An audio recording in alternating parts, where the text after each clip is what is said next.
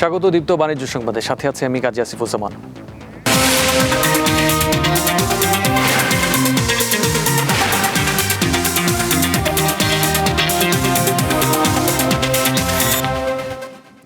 Dhaka stock এক্সচেঞ্জে লেনদেনের সূচকে মন্দাভাবের মধ্যে দিয়ে চলছে সপ্তাহের প্রথম কার্যদিবসের লেনদেন। প্রথম আড়াই ঘন্টায় সূচক কমেছে 2 পয়েন্ট, আর লেনদেন হয়েছে 128 কোটি টাকা। 220টি কোম্পানির শেয়ারের দাম কমেছে, বেড়েছে 90টির। অপরিবর্তিত রয়েছে 72টি কোম্পানির শেয়ারের দাম। গত বৃহস্পতিবার সপ্তাহের শেষ কার্যদিবসে দেশের প্রধান এই পুঁজিবাজারে হাতবদল হয়েছিল 303 কোটি টাকার শেয়ার। এদিকে আজ চট্টগ্রাম স্টক এক্সচেঞ্জেও লেনদেনের সূচকেও মন্দা অবস্থা বিরাজ করছে। দর্শক, ঢাকা স্টক এক্সচেঞ্জে রয়েছেন সহকর্মী শাহরিয়ার ইমন। তিনি যোগ দিচ্ছেন সবশেষ খবর নিয়ে। ইমন, সপ্তাহের প্রথম কার্যদিবসে কোন ধরনের কোম্পানির শেয়ারের দাম কমেছে আর কারণ কি বলছেন সংশ্লিষ্টরা?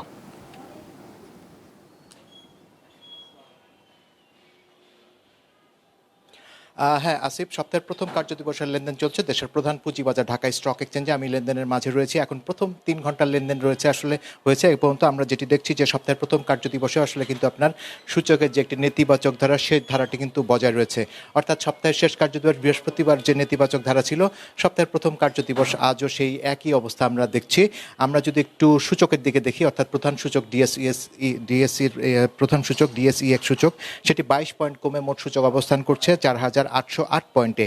এছাড়া যদি লেনদেন হওয়া কোম্পানিগুলোর দিকে লক্ষ্য করি, আমরা দেখছি যে লেনদেন হওয়া কোম্পানিগুলোর ভিতরে আজ বেশিরভাগ কোম্পানির দাম কমে গেছে এবং আমরা যে দেখছি যে এখন পর্যন্ত আমরা দাম বেড়েছে মাত্র 88টি কোম্পানির শেয়ারের ক্ষেত্রে, আর দাম কমেছে 228টি কোম্পানির শেয়ারের। এছাড়া দামের কোনো তারতম্য ঘটেনি 68টি কোম্পানির ক্ষেত্রে। আর যদি আমরা লেনদেন ভলিউমের কথা বলি, লেনদেন ভলিউম আমরা দেখছি এখন পর্যন্ত আপনার লেনদেন হয়েছে 140 কোটি টাকার শেয়ার। এই হচ্ছে ঢাকার বাজারের আজকের চিত্র।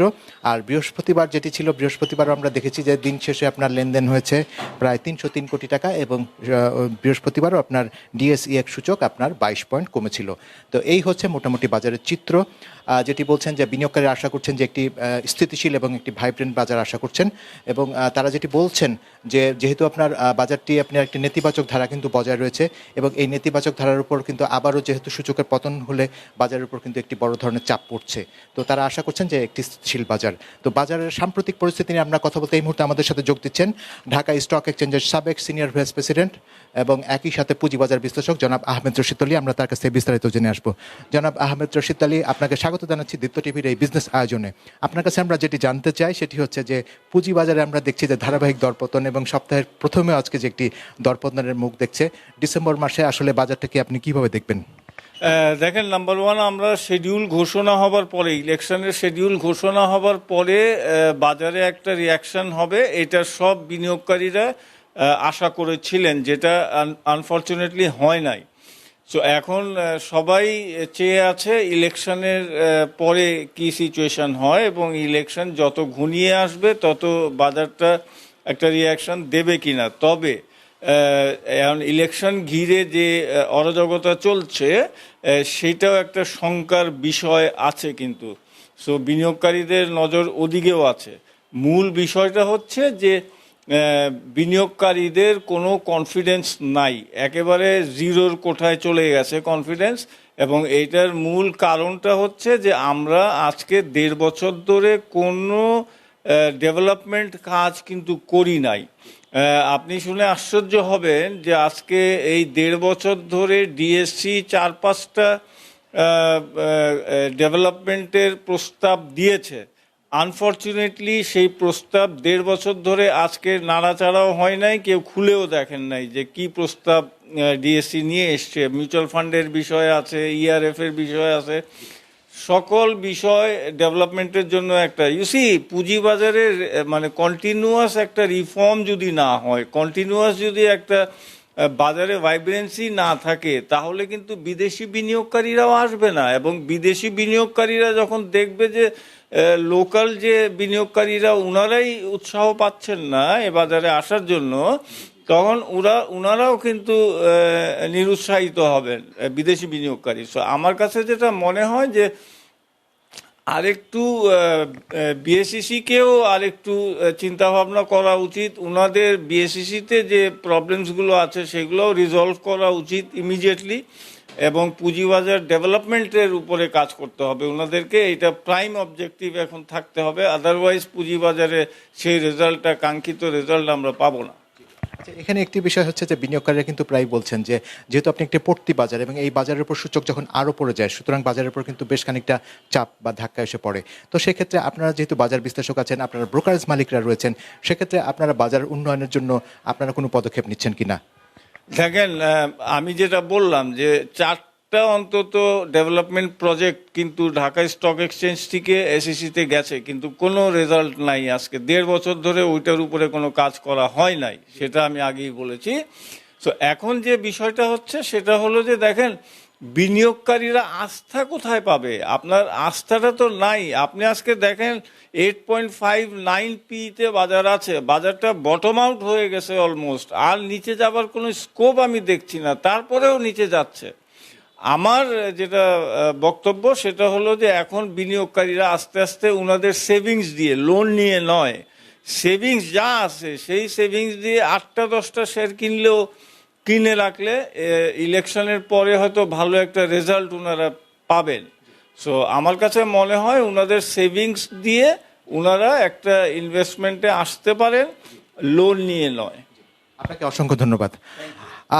আসিফ, আসলে যেমনটি শুনছিলাম সপ্তাহের প্রথম কার্যদিবসে লেনদেন চলছে, আমি লেনদেনের মাঝামাঝি রয়েছি, আরও 1.5 ঘন্টা বাকি আছে লেনদেনের, এবং এর পরপরই আসলে বোঝা যাবে যে সপ্তাহের প্রথম কার্যদিবসে দিন শেষে সূচক কত পয়েন্টে দাঁড়ায় এবং লেনদেনের ভলিউমটি কি পরিমাণ হয়।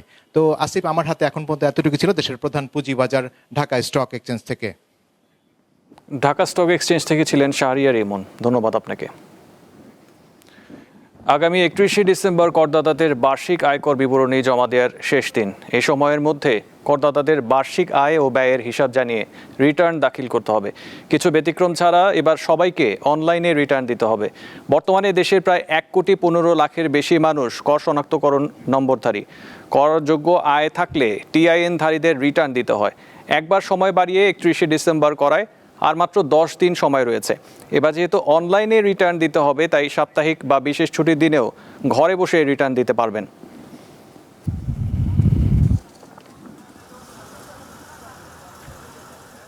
বিশ্বের দীর্ঘতম সমুদ্র সৈকত কক্সবাজার এখন পর্যটকদের ভিড়ে মুখরিত। প্রতিদিনই সেখানে ভিড় করছেন দেশি বিদেশি ভ্রমণ পিপাসুরা।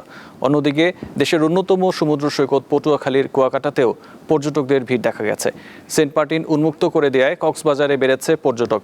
সব মিলিয়ে জমে উঠেছে কক্সবাজারের পর্যটন ব্যবসা। আবাসন চাহিদা পূরণে কক্সবাজারে গড়ে উঠেছে ডজন খানেক তারকা হোটেল সহ 4 শতাধিক হোটেল, মোটেল, রেস্ট হাউস ও গেস্ট হাউস। এই শিল্পের দ্রুত বিকাশ কক্সবাজারের অর্থনীতি ও কর্মসংস্থানে গুরুত্বপূর্ণ ভূমিকা রাখছে বলে মনে করছেন সংশ্লিষ্টরা। মূলত ডিসেম্বরের শুরু থেকেই কক্সবাজারে পর্যটকদের ঢল নেমেছে। হোটেল, মোটেল মালিক সমিতির সভাপতি আলহাজ আবুল কাশেম জানান, মধ্য ডিসেম্বর থেকে ব্যাপক পর্যটক সমাগম ঘটেছে। এতে করে পর্যটন সংশ্লিষ্ট সকলেই খুশি। অন্যদিকে কুয়াকাটা সমুদ্র সৈকতে পর্যটকদের ভিড় বেড়েছে। এতে স্থানীয় ব্যবসায়ীদের বিক্রিও বেড়েছে। আগতদের নিরাপত্তায় তৎপর রয়েছে ট্যুরিস্ট পুলিশের সদস্যরা।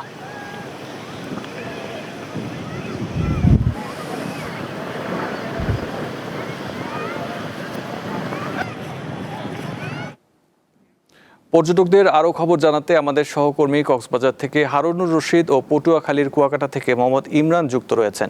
শুরুতে চলে যাচ্ছে হারুনুর রশিদের কাছে। রশিদ, অতিরিক্ত ভিড় হওয়ায় পর্যটকদের কোনো সমস্যা হচ্ছে কিনা, সার্বিক পরিস্থিতি বিবেচনায় প্রশাসন কী ধরনের ব্যবস্থা নিয়েছে?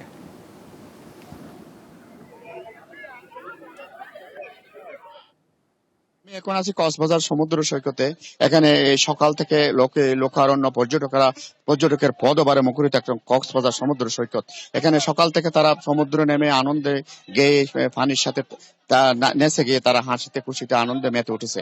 এ অবস্থায় কক্সবাজার যে ব্যবসা প্রতিষ্ঠান যেসব আছে যারা পর্যটন ব্যবসার সাথে জড়িত, তারা বলছে তারা ডিসেম্বরের 1 তারিখ থেকে যদি সেন্ট মার্টিন খুলে দেওয়া হলেও কিন্তু সেন্ট মার্টিনে পর্যটক আসতে শুরু করে ডিসেম্বরের মধ্যবর্তী অর্থাৎ বিজয় দিবসের পর থেকে পর্যটক আসতে শুরু করেছে এবং প্রতিদিন হয়তো লাখখানিক পর্যটক আসা যাওয়া করতেছে কক্সবাজার।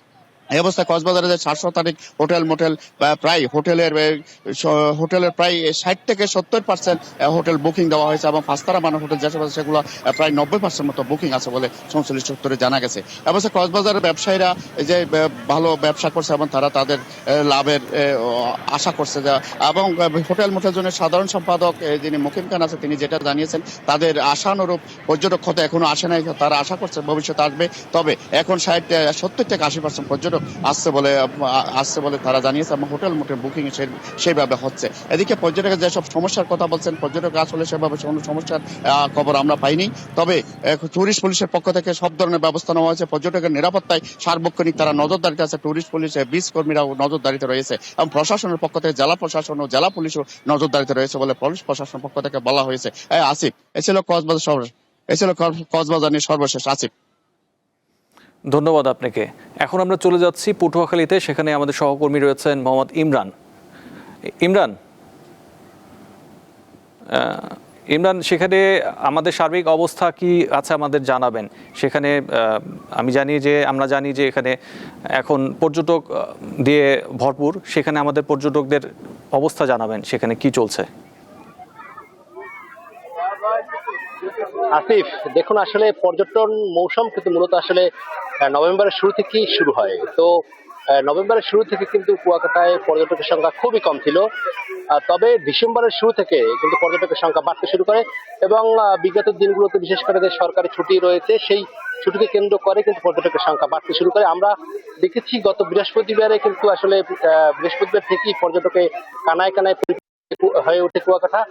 আজ কিন্তু সরকারি ছুটি নেই, তারপরে কিন্তু এই কুয়াকাটা সমুদ্র সৈকতে ব্যাপক পর্যটক রয়েছে। আমরা এখানকার ব্যবসায়ীদের সঙ্গে কথা বলেছি, তারা যেটা জানিয়েছেন যে বড়দিনের যে ছুটি রয়েছে সেই ছুটিতে কিন্তু এর চেয়ে আরো বেশি অনেক পর্যটকের আগমন এই কুয়াকাটাতে ঘটবে, সে লক্ষ্যে কিন্তু তারা প্রস্তুতি নিচ্ছে এবং এখানকার যে বিশেষ করে কুয়াকাটার হোটেল মোটেল রয়েছে সেই হোটেল মোটেল গুলো কিন্তু 25 তারিখকে কেন্দ্র করে অনেক হোটেল মোটেলই কিন্তু ইতিমধ্যে বুকিং হয়ে গেছে, উন্মাদনায় মেতেছেন। অনেকে কিন্তু এখানকার প্রিয়জন, এখানকার যারা এসেছেন তারা কিন্তু প্রিয়জনের হাতে হাত ধরে বিভিন্ন পর্যটন স্পট ঘুরে দেখছেন এবং অনেকে কিন্তু এখানকার যে সৈকতে পাতা যে বেঞ্চি রয়েছে সেই বেঞ্চিতে বসে কিন্তু আসলে কুয়াকাটা সমুদ্র সৈকতের যে প্রাকৃতিক সৌন্দর্য রয়েছে সেই সৌন্দর্য কিন্তু তারা আসলে উপভোগ করছেন। এবং এখানকার যে সকল পর্যটকরা এসেছেন তাদের সঙ্গে আমার কথা হয়েছে, তারা কুয়াকাটা সমুদ্র সৈকতের এই নৈসর্গিক সৌন্দর্য উপভোগ করে তারা কিন্তু অনেকটা উল্লাস আমাদেরকে প্রকাশ করেছেন। শুধু এই কুয়াকাটা সমুদ্র সৈকতের 0 পয়েন্টই না, এখানকার বিশেষ করে লেম্বুরবান, ঝাউবাগান, সুটকিপল্লী, রাখাইন মার্কেট, সীমা বৌদ্ধ বিহার সহ যে সকল পর্যটন স্পট রয়েছে প্রতিটি পর্যটন স্পটে কিন্তু পর্যটকদের আমরা বাড়তি উপস্থিতি লক্ষ্য করেছি। আগত এই সকল পর্যটকদের আমরা এখানকে দেখেছি টুরিস্ট পুলিশের পক্ষ থেকে যাতে কোনো ধরনের অপ্রীতিকর ঘটনা না ঘটে সেই জন্য টুরিস্ট পুলিশের কিন্তু ব্যাপক তৎপরতা আমরা লক্ষ্য করেছি। তো আসিফ, আসলে কুয়াকাটা সমুদ্র সৈকত থেকে আমার কাছে এই ছিল সর্বশেষ। ইমরান, আপনাকে ধন্যবাদ। গ্যাসের অভাবে প্রায় 10 মাস ধরে বন্ধ রয়েছে আশুগঞ্জ সার কারখানার উৎপাদন বন্ধ থাকায় এই বছর আর্থিক ক্ষতি দাঁড়িয়েছে প্রায় 1300 কোটি টাকা। কারখানার সিবিএর সাধারণ সম্পাদক আবু কাউসার জানান, গ্যাস সরবরাহ বন্ধ থাকায় গত 1 মার্চ থেকে আশুগঞ্জ সার কারখানায় ইউরিয়া উৎপাদন সম্পূর্ণভাবে বন্ধ রয়েছে। এতে প্রতিদিন গড়ে 1150 টন ইউরিয়া উৎপাদন ব্যাহত হচ্ছে, যার বাজার মূল্য প্রায় 4.5 কোটি টাকা। এছাড়াও অলস পড়ে থাকায় নষ্ট হচ্ছে কলকারখানার মূল্যবান যন্ত্রাংশ। এদিকে কারখানার গ্যাস সরবরাহ পুনরায় চালুর দাবিতে একাধিকবার আন্দোলন করেছে সার কারখানার শ্রমিক কর্মচারী ইউনিয়ন। শিগগিরই গ্যাস সরবরাহ চালুর বিষয়ে কিছু জানাতে পারেনি কারখানা সংশ্লিষ্টরা।